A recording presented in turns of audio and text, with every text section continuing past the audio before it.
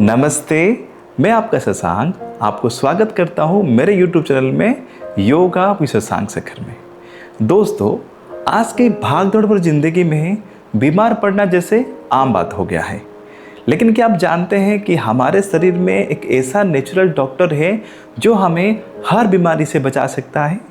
जी हाँ, हमारा immune system यानी रोग प्रतिरोधक क्षमता, जो वायरस, बैक्टीरिया और हानिकारक माइक्रो ऑर्गेनिज्म यानी सूक्ष्मजीव से लड़ता है और हमें बीमारियों से बचाता है। तो चलिए अब हम जानते हैं कुछ योगासन, प्राणायाम और सही खान पान के बारे में, जो कि हमारा इम्यूनिटी को मजबूत बनाएगा, वो भी बिना किसी दवाई के। तो चलिए अब हम जानते हैं इम्यूनिटी को बढ़ाने के लिए कुछ भोजन के बारे में। जैसे कि आप लोग को पता है, जैसा हम खाना खाते हैं वैसे हमारा शरीर बन जाता है। तो सबसे पहले सुबह उठते ही एक गिलास गुनगुना पानी पी ले, जिसमें नींबू और थोड़ा सा शहद मिला है।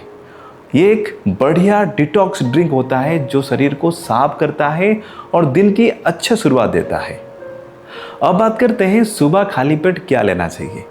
सुबह खाली पेट आप लोग तुलसी के पत्ते, थोड़ा सा अदरक का रस या फिर गिलोय का काढ़ा ले सकते हैं।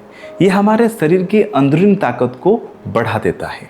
अब जब हम खाने की बात करते हैं तो ध्यान दें, रोज के भोजन में हल्दी, लहसुन, दालचीनी और आंवला को जरूर शामिल करें। ये सब प्राकृतिक औषधियाँ होता है और हमारे इम्यूनिटी को बढ़ाने के लिए ये बहुत ज़्यादा मदद करता है। साथ ही हर दिन मौसम का फल, हरी सब्जियां और थोड़ी बहुत ड्राई फ्रूट जैसे बादाम, अखरोट जरूर खाएं। इनमें विटामिन्स और मिनरल्स होता है जो कि आपका इम्यूनिटी को बढ़ाने के लिए आपको मदद करता है। हफ्ते में 1-2 बार घर का बनाया सूप या खिचड़ी जरूर खाएं। इससे क्या होता है ना, आपका पाचन ठीक होता है और साथ ही साथ आपका शरीर हल्का महसूस होता है। तो अब हम जानेंगे किन चीज़ों से हमें बचना चाहिए। बहुत ज़्यादा तला भुना, मीठा और पैकेज्ड फूड से हमें दूर रहना है, क्योंकि ये आपके इम्यूनिटी को कमज़ोर कर देता है। तो आखिर में एक बात याद रखें, जितना शुद्ध, सात्विक और प्राकृतिक हमारा खान पान होगा, उतनी ही अच्छा हमारा रोग से लड़ने का शक्ति होगा। तो चलिए अब हम जानते हैं कुछ योगासन और प्राणायाम के बारे में, जो कि हमारा इम्यूनिटी को बढ़ाने के लिए हमें मदद करेगा। तो सबसे पहले हम अभ्यास करेंगे सूर्य नमस्कार। सूर्य नमस्कार में 12 पोस्चर होता है, जिसको हमें बहुत ही आराम से अभ्यास करना है। जिनको हाई ब्लड प्रेशर है, आप लोग धीरे अभ्यास करेंगे, बाकी सब लोग थोड़ा फास्ट भी कर सकते हैं। आप लोग को ध्यान देना है, जब भी आप आगे की ओर झुकते हैं सांस को छोड़ना है, जब आप पीछे की ओर मुड़ते हैं सांस को लेना है। अगर आप बिगिनर हैं तो आप 3 से 5 राउंड अभ्यास कर सकते हैं। बाकी सब लोग, अगर आप रोज अभ्यास करते हैं तो कम से कम आप 5 से 12 राउंड तक अभ्यास कर सकते हैं।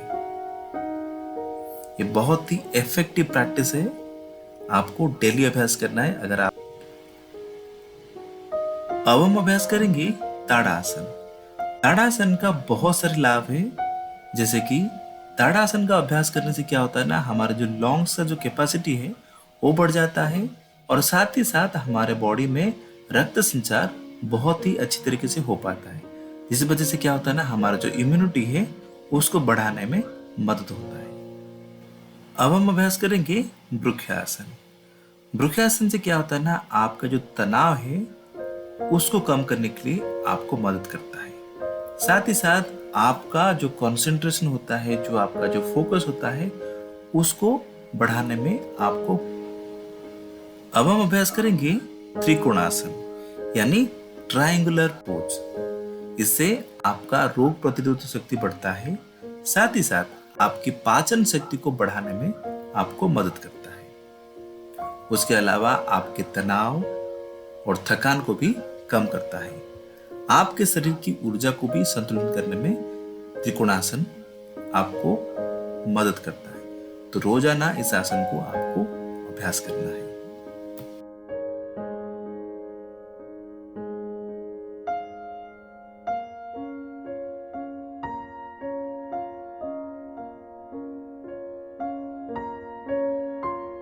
तो चलिए अब हम अभ्यास करते हैं मत्स्य आसन। इस आसन का बहुत सारे लाभ है, जैसे कि आपका थायराइड और पाराथायराइड ग्रंथि को उत्तेजित करता है ये आसन। इस वजह से क्या होता है, आपका जो थायराइड का समस्या होता है आपको नहीं होता है। आपका तनाव और थकान को भी कम करता है।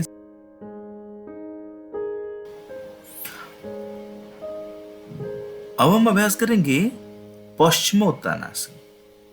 इस आसन से क्या होता है ना, आपका जो रोग प्रतिरोधक शक्ति है वो बढ़ता है और साथ ही साथ आपकी जो पाचन शक्ति को भी सुधारता है ये आसन।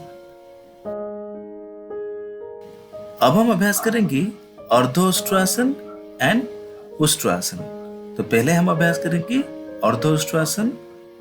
ये दोनों आसन आपका बैक पेन को ठीक करने के लिए आपको मदद करेगा और साथ ही साथ आपकी रोग प्रतिरोधक शक्ति को भी बढ़ाएगा। तो इसको आप रोजाना 2 से 3 बार अभ्यास कर लेना है। तो अब हम अभ्यास करेंगे सर्वांगासन। यह आसन आपकी थायराइड और पाराथायराइड ग्लैंड को एक्टिवेट करता है और साथ ही साथ आपका इम्यूनिटी को बढ़ाता है। अब हम अभ्यास करेंगे भुजंगासन। इसको हम कोबरा पोज के नाम पे भी जानते हैं। इस आसन से क्या होता है ना, हमारा जो शरीर में रक्त संचार बेहतर हो जाता है, जिस वजह से हमारा रोग प्रतिरोधक शक्ति बहुत ही ज्यादा मजबूत बन जाता है। अब हम अभ्यास करेंगे मयूरासन यानी पीकॉक पोज। यह आसन से हमारा पाचन तंत्र मजबूत बनता है और साथ ही साथ हमारे जो रक्त को शुद्ध करने के लिए ये बहुत ज्यादा मदद करता है। तो चलिए अब जानते हैं कुछ प्राणायाम के बारे में। तो सबसे पहले हम अभी अनुलोम विलोम प्राणायाम। इसमें क्या करना है, राइट से एक्सेल करना है, राइट से इनहेल करना है, लेफ्ट से एक्सेल करना है। अब हम करेंगे भस्त्रिका प्राणायाम। इसमें क्या करना है, फोर्सफुली इनहेल करना है, एक्सेल करना है, इनहेल करना है, एक्सेल करना है। अब हम अभ्यास करेंगे सबसे प्रभावशाली प्राणायाम जो कि हमारा इम्यूनिटी को बढ़ाने के लिए हमें मदद करेगा। इससे बहुत सारे लाभ मिलता है इस प्राणायाम से, जैसे कि हमारा पाचन में सुधार आता है, जैसे कि हमारा नींद में सुधार आता है, तनाव कम होता है, साथ ही साथ आपके शरीर को संतुलनता प्रदान करने के लिए ये आपको बहुत ज़्यादा मदद करता है। तो कैसे करना है, जब आप इनहेल करते हैं दोनों दांतों को बंद करते हुए इनहेल करना है, जीवा को दोनों दांतों के बीच में लगा के रखना है।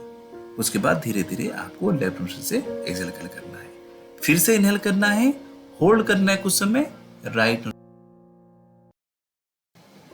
तो चलिए अब हम जानते हैं और एक प्राणायाम के बारे में। इस प्राणायाम का नाम है भ्रामरी प्राणायाम। इसको कैसे करना है, first of all close your both the year by your both the thumb, index finger on your forehead, middle finger on your eyes, ring finger gently press your both the nostril, take deep inhalation while exhaling, create a P sound।